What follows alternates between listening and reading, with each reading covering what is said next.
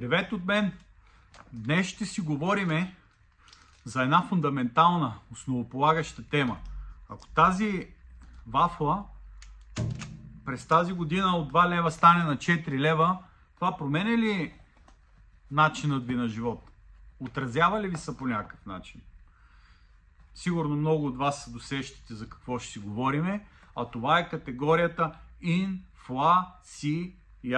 И колко тя е важна за качеството и за стандарта на нашия живот. Преди това, какво е инфлация?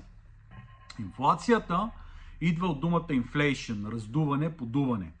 Това е процес на обезценяване на парите и намаляване на тяхната покупателна сила, породено от нарушаване на равновесието между паричната и стоковата маса.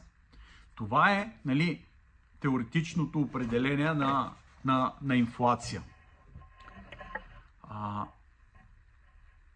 Ще го кажа по друг начин. Инфлацията означава, че с парите ни купуваме по-малко стоки и услуги, защото цените се повишават. Ако преди един хляб струваше 1,50 лв, сега 2, 2,20 лв, това е инфлация. Как влияе на нас? Ако заплатата ви расте или дохода ви расте със същите темпове на инфлация, това не влияе.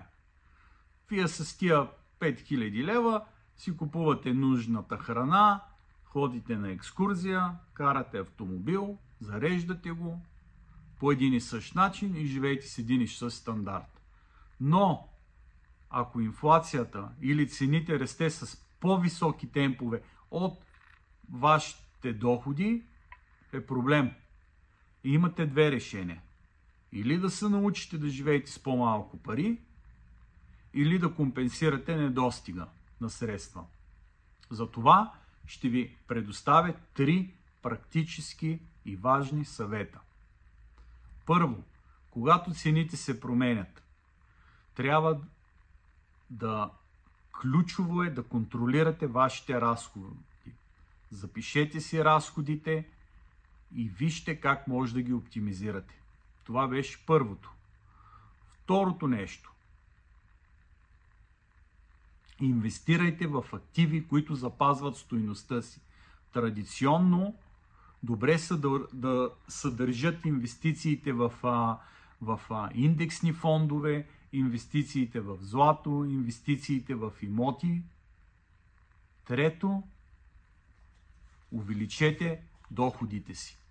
Много важно е да потърсите страничен доход, онлайн бизнес, някакви курсове, които да повишат качеството, вашето качество, за да взимате повече пари, или странично, както казахме. Мисля да не се впускам на академично ниво. Мога да разнища инфлацията до най-малкия инструмент, фактори, които влияят върху инфлация, фактори на търсенето, фактори на предлагането, бюджетни дефицити, може да разгледаме други явления, стагфлация, стагнация, деноминация и така нататък, но няма смисъл на този етап. Ако има интерес, по-нататък ще влезнем в дълбочина. За сега, като резюме, е важно да обобщиме 3 неща. В процеса на инфлация следете и контролирайте разходите си. Първо. Второ, инвестирайте разумно. И трето, търсете странични доходи или се преквалифицирайте, за да може доходите да растат с по-висок темп, отколкото нивото на цените, за да живеете по същия начин или по-добре. Решението е ваше. Желая страхотен ден. До скоро!